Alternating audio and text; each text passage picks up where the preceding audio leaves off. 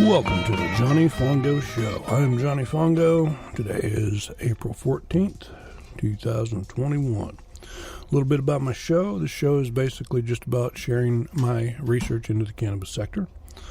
We're going to talk mainly about publicly traded companies. We're going to look at everything cannabis, THC, CBD, and everything in between. Some stories we're going to look at are about companies that are not publicly traded yet, but they're working on it. Now, I am not a financial advisor. I'm just a regular guy, big fan of the plant, big fan of investing, big fan of trading, and a big fan of research, okay?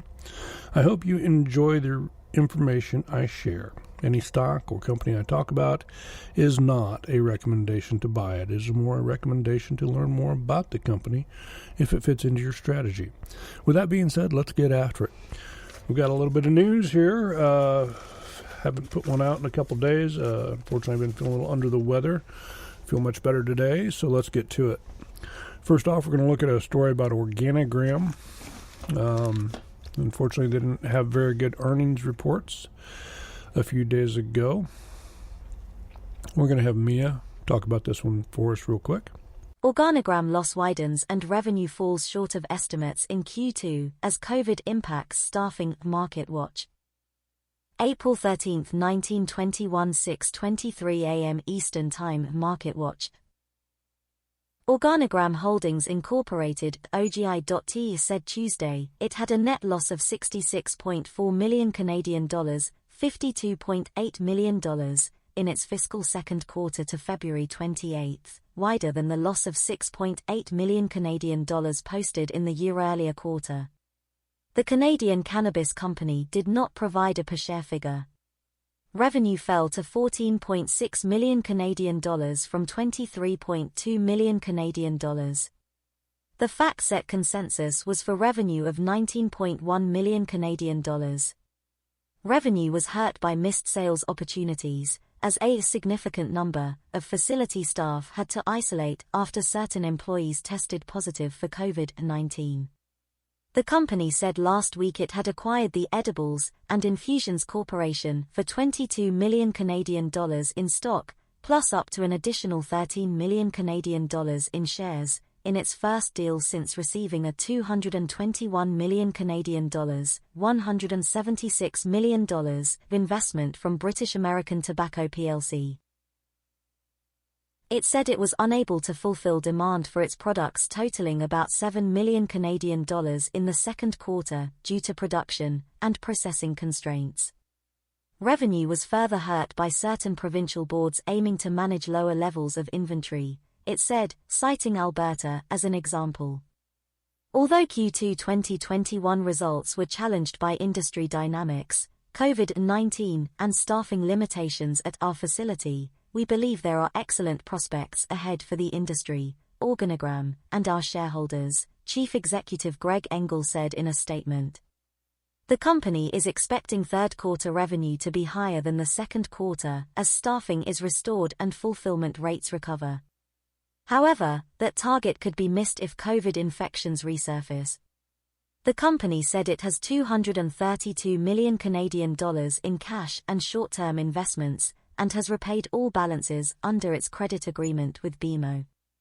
Organigram shares were down to 5% pre-market, but have gained 107% in the year-to-date, while the Cannabis EEF has gained 48%, and the S&P 500 has gained 9.9%. Okay, thank you, Mia. Interesting story about OGI. Full disclosure, I do own some OGI. I have been in it and out of it several times. Makes sense, COVID. Can't get people into work. Can't get your products out. It's understandable. I get it. Don't like it, but I get it. Next up, Biomica announces positive preclinical results demonstrating efficacy of BMC 128 in melanoma. I'm going to bring Mia back in for this one. Go ahead, Mia. Biomica announces positive preclinical results, demonstrating efficacy of BMC 128 in melanoma. April 13, 1921, 7 a.m. Eastern Time, PR Newswire. Biomica Limited, an emerging biopharmaceutical company developing innovative microbiome-based therapeutics, and a subsidiary of Evogene Limited and Nasdaq, Evogene, today announced additional positive preclinical results in its immuno-oncology program demonstrating efficacy of its live biotherapeutic product at LBP Consortium BMC128, this time in melanoma. In these studies, Biomica tested BMC128, which consists of 4 live bacterial strains, in a mouse model of melanoma. Dr. Elron Haber, CEO of Biomica, stated, "We are very excited with the results of this study demonstrating the effectiveness of BMC128 in treating additional types of solid cancer tumors. These positive preclinical results indicate the potential of BMC128 to become best-in-class in the treatment of solid cancer tumors, and help validate Biomica's computational-based drug design approach. We look forward to providing incremental updates as we work towards a first-in-human, proof-of-concept clinical trial." Next up, we're going to bring Clara in to talk about Trulieve acquires 3 West Virginia dispensary permits.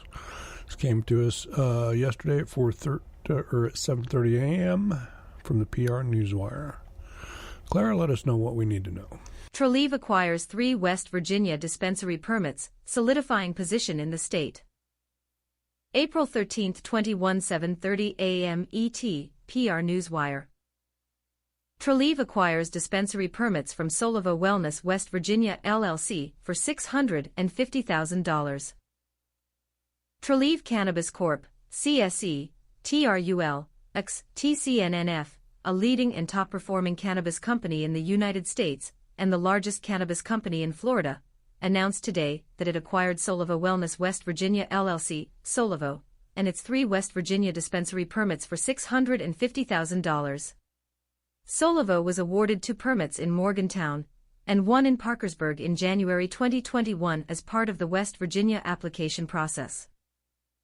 This acquisition enables Trulieve to broaden and solidify our position in the newly created West Virginia market. Solivo was granted 3 dispensaries as part of the application process entered by the company before becoming part of the Trulieve family. Adding Solivo to our production and dispensary permits, as well as our recently announced definitive agreement to acquire Mountaineer Holdings and its cultivation and dispensary permits, will create a fully vertical presence in the state with 9 dispensaries, said Kim Rivers, CEO of Trulieve. We look forward to providing the highest level of cannabis products and customer experience through authentic and reciprocal relationships to West Virginia patients. Transaction. Trulieve acquired Solivo and its 3 dispensary permits for an upfront payment of $150,000 in cash and $500,000 in Trulieve subordinate voting shares, Trulieve shares. Stock price is based on 10-day VWAP from the last trading day before signing.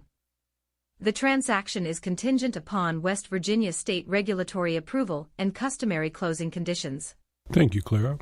Interesting story. Trulieve is getting into West Virginia. It's great. Glad to see it. Namaste Technologies provides a corporate update. We're going to bring Guy in to take a look at this one. What do you say, Guy? Namaste Technologies provides a corporate update. April 13, 8 a.m. Eastern Time, Globe Newswire. Namaste Technologies Incorporated, Namaste, or the company, TSXV, N, Frankfurt, M5BQ, OTCMKTS, NXTTF, a marketplace platform for cannabis and wellness products, is pleased to provide the following corporate updates. Namaste is pleased to announce that its wholly owned subsidiary, CanMart Incorporated, CanMart, has expanded its product offering to both our provincial customers who sell to recreational consumers and to our own medical customers across Canada at canmart.com by entering into a number of supply agreements including with CanTX Life Sciences Incorporated, Relax Canna Incorporated and Safari Flower Company. All right, thank you, Guy. Interesting story about Namaste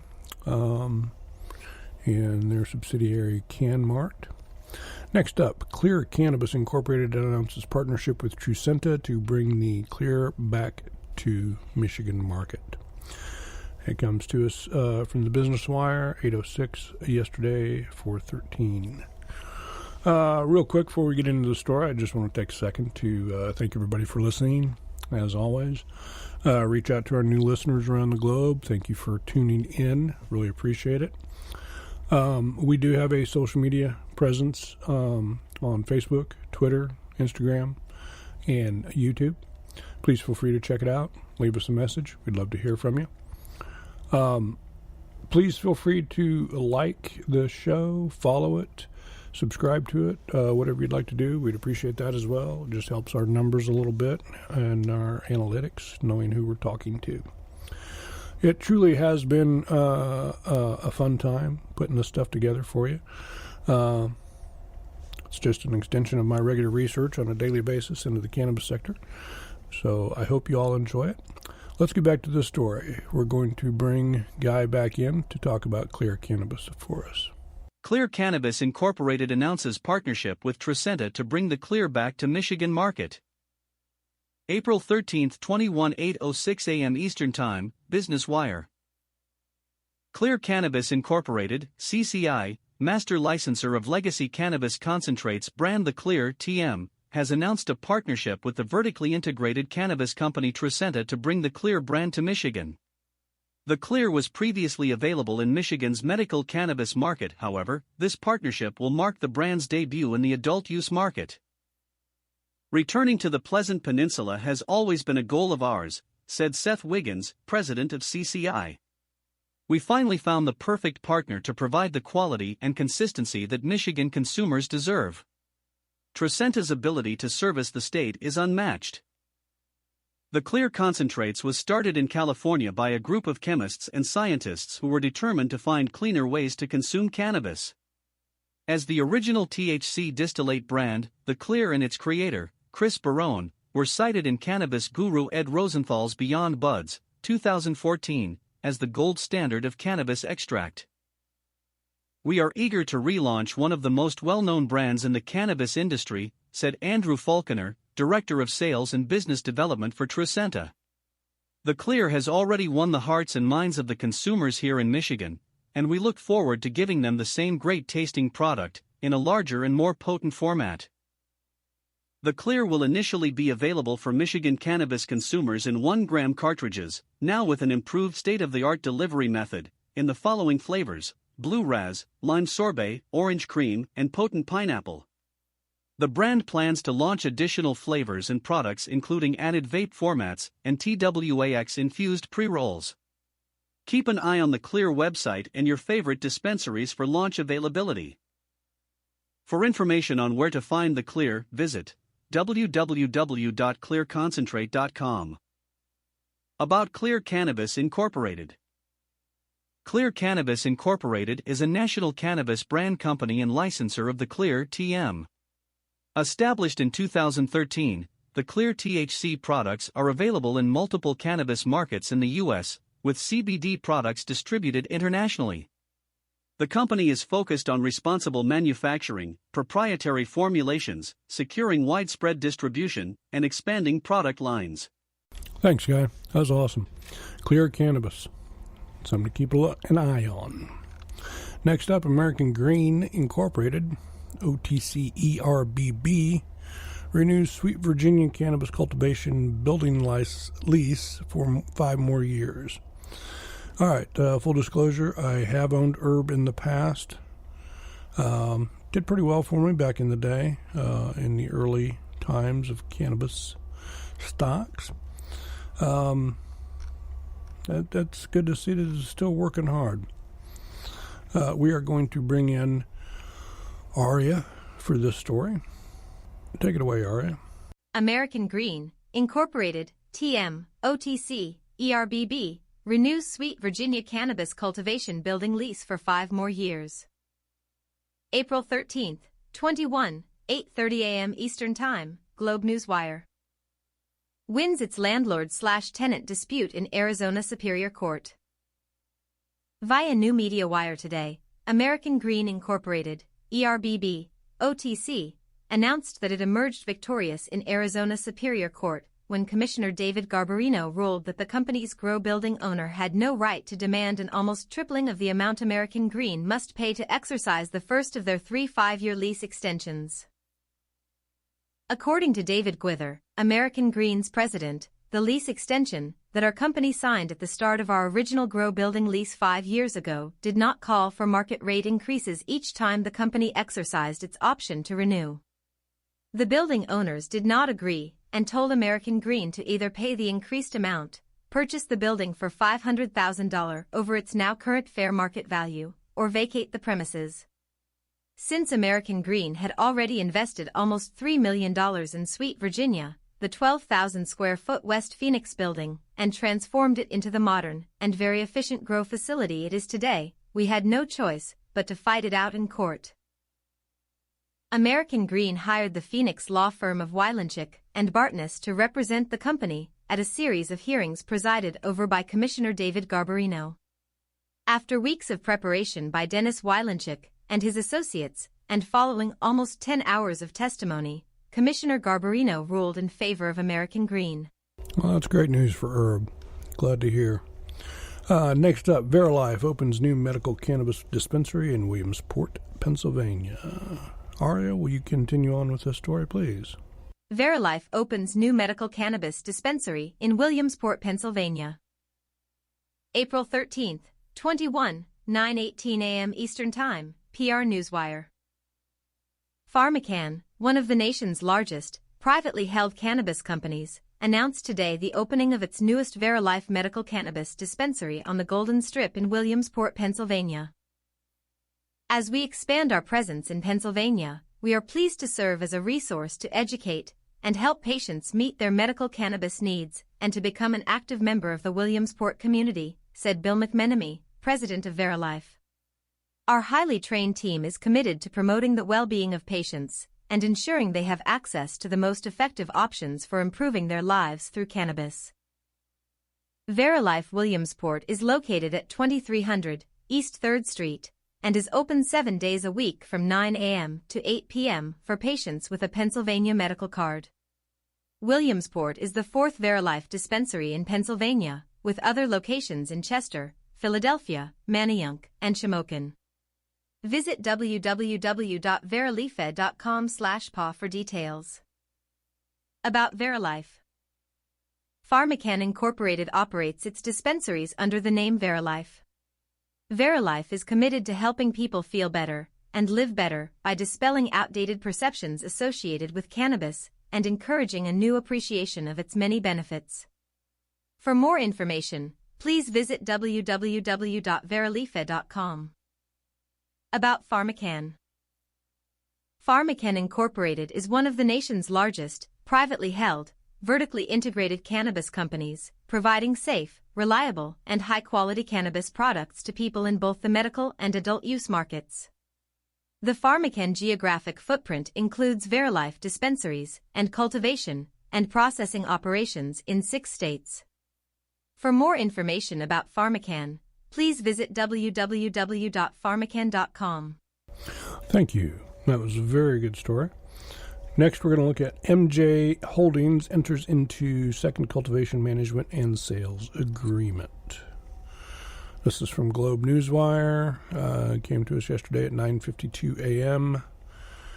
And we're going to bring Natasha in to talk about this story. MJ Holdings entered into a second cultivation management and sales agreement.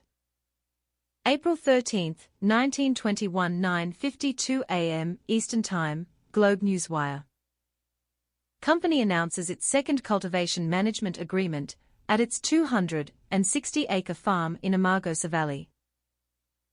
MJ Holdings Incorporated, OTC Pink, MJNE, a diversified holding company, which through its subsidiaries, provides services to the regulated cannabis industry inclusive of cultivation and production management, infrastructure development and sales, is pleased to inform shareholders that, in furtherance of its initiative to activate its proprietary farmland, it has entered into a cultivation management agreement with Natural Green, LLC, a Nevada Limited Liability Corporation. The Las Vegas Review-Journal, April 8, 2021, at reviewjournal.com, reports that experts expected Las Vegas would recover, but not this quickly. It's good to see that resort traffic and occupancy rates are quickly closing in on pre-pandemic levels. Paris Baleares, founder and chief cultivation officer at the company stated, "I'm tracking the strength in Las Vegas, as that is our core market, and we're delighted to see that the weekend occupancy rates are approaching 95%. Of course, our business will continue to grow as tourism rebounds in Las Vegas.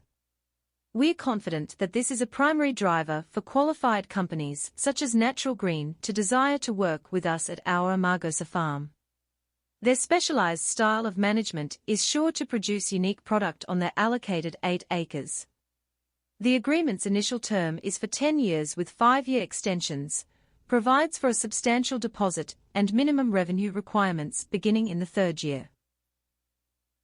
Roger Bloss, interim CEO, commented that the addition of Natural Green complements our previous management agreement, 10 acres, with MKC Development Group, LLC, and is further confirmation that our business model on our 260-acre farm, organic, outdoor grow with ample water rights, perfect sunshine and just the right amount of breeze, in Amargosa Valley is highly desirable for cannabis cultivation. In addition, this agreement enhances our balance sheet and our overall financial stability, because as these projects come online, our utilization for cultivation will increase from 3 acres to in excess of 15 acres. Okay, that's an interesting story there. Full disclosure, MJ Holdings, yes, back in the day I had some MJNE. Unfortunately, I can't remember how it did for me. Probably did okay. I don't remember any scars from that. Next up, Green Check Verified announces cannabis banking partnerships in 6 new states among the first quarter accomplishments. That's great. Let's listen to this story. Natasha, will you take this one for us again? Green Check Verified announces cannabis banking partnerships in 6 new states among other first quarter accomplishments.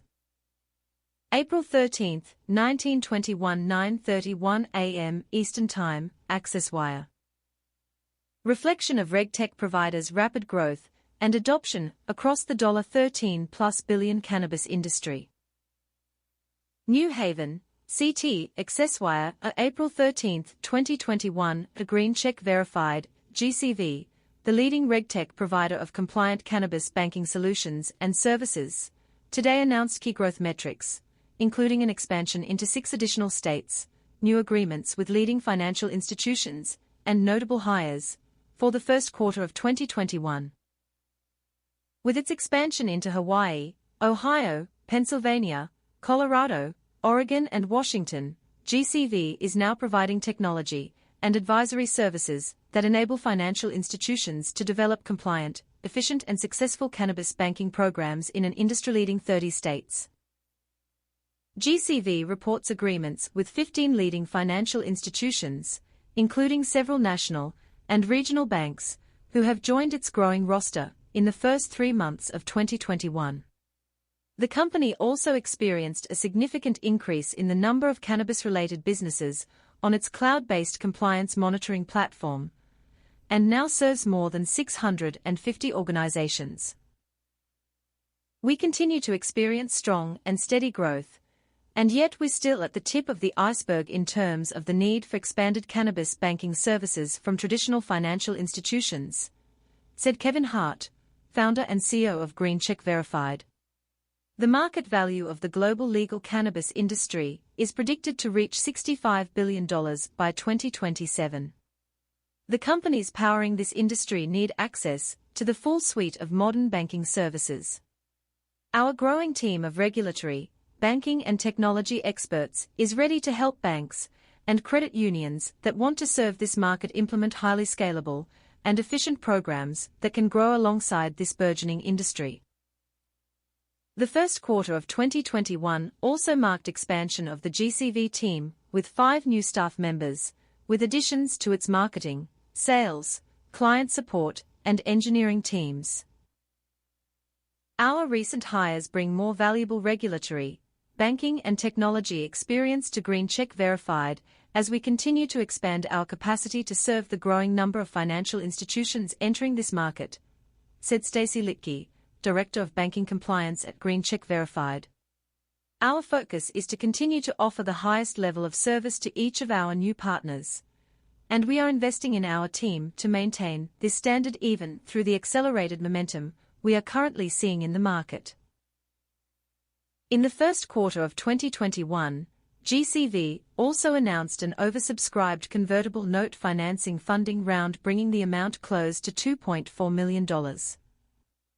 Additionally, GCV announced the addition of a robust set of account monitoring tools to its compliance management platform, which allow financial institutions to achieve comprehensive program and relationship oversight, measure customer activity versus peer and historic performance, and gain insights that allow for the safe expansion of products and services. These industry-first account monitoring tools are an additional testament to GCV's innovative and rapid growth and momentum in the beginning of 2021. About Green Check Verified. Green Check Verified, GCV, offers a suite of compliant regulatory banking technology solutions and advisory services for financial institutions. Founded in 2017 by a team of technology, banking, and regulatory experts, we focus on the intersection between community banking and the emerging legal cannabis industry. Our goal is to provide the services and technology needed to connect these two industries in compliant and profitable ways. For more information about Green Check Verified, visit www.greencheckverified.com. Wow, great story. Thank you, Natasha. Next up, and our last story for the day, is Uber may become a cannabis player once marijuana becomes federally legal, says CEO. I actually saw something about this on CNBC yesterday, and it's pretty interesting. Everybody knows Uber, ride-sharing company, and they want to get into the delivery business, which, hey, rock on. Get after it. All right, Natasha's going to come back and finish this story up for us today. Once again, I want to thank everyone for listening. I really appreciate it. Give us a shout out. We'd love to hear from you. www.greencheckverified.com.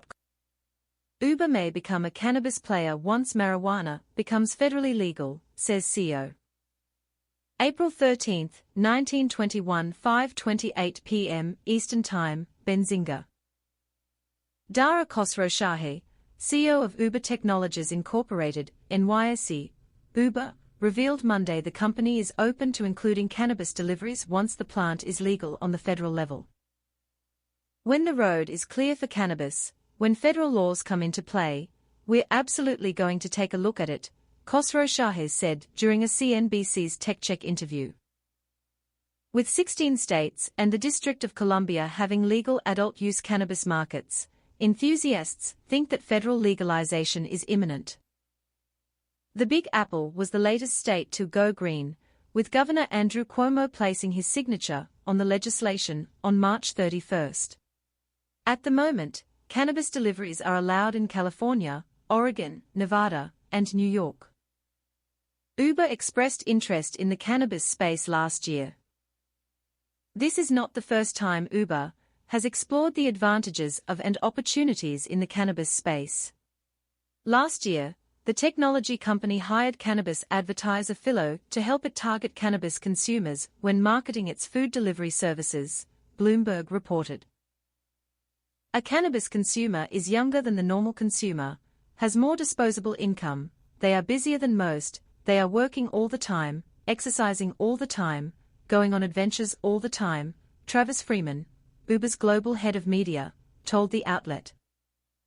Reportedly, Uber revealed that cannabis consumers are more prone to finish watching video ads than average consumers.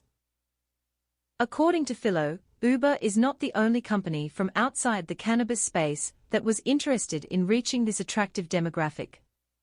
This interest probably helped Philo complete a $30 million funding round last week. We're seeing a lot more mainstream brands, Philo Chief Operating Officer Katie Ford told Bloomberg. Some of the biggest alcohol companies want to target the cannabis consumer. Our platform allows them to do that.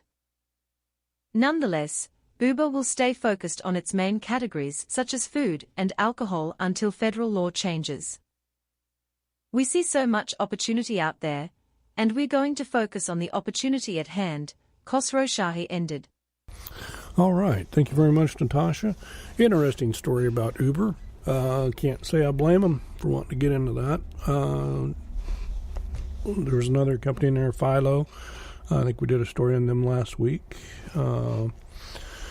Interesting. Let's keep our eye on all that. Uber, Lyft, I'm sure we'll probably get into that business as well.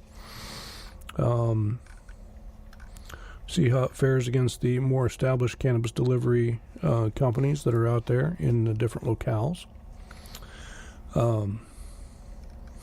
Bunch of news. Let's run through some headlines from this morning real quick before we finish up. Doesn't look like there's much out there yet this morning. It's just now 7:30 a.m.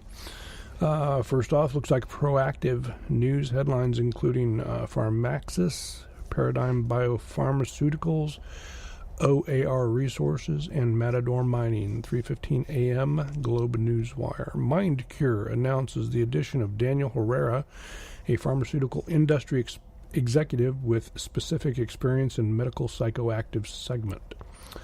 That came out at 3:30 a.m. PR Newswire. MindCure. Cool. Interesting. Have to look into them further. 1.2 billion worldwide cannabis beverages industry to 2027. Impact of COVID-19 on the market. Researchandmarkets.com. It came out at 4:58 a.m. Business Newswire. That'll be interesting to look at that study there. High Tide opens new cannabis retail store in Medicine Hat, Canada. 6 a.m. PR Newswire. So that's pretty much the headlines for this morning, April 14th, 2021. I just want to thank you again for listening.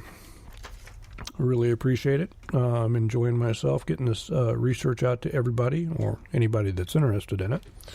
This is a very niche kind of podcast. You got to be into investing. You got to be into research, and you definitely got to be into cannabis. If you're not a cannabis fan or a fan of the industry and what it can be in the future, this podcast probably isn't for you. And that's okay. Hey, I dig that. Not a problem. So with that being said, thanks for listening. Always. And please look out for the next one. This is actually episode 30. We try to do this on a fairly regular basis. Unfortunately, the last couple of days I've been a little under the weather, so I haven't been able to get one done. I'm doing much better now, and we're going to keep on keeping on with this. So, I am Johnny Fongo. You've been listening to The Johnny Fongo Show, and I want you to have a profitable day.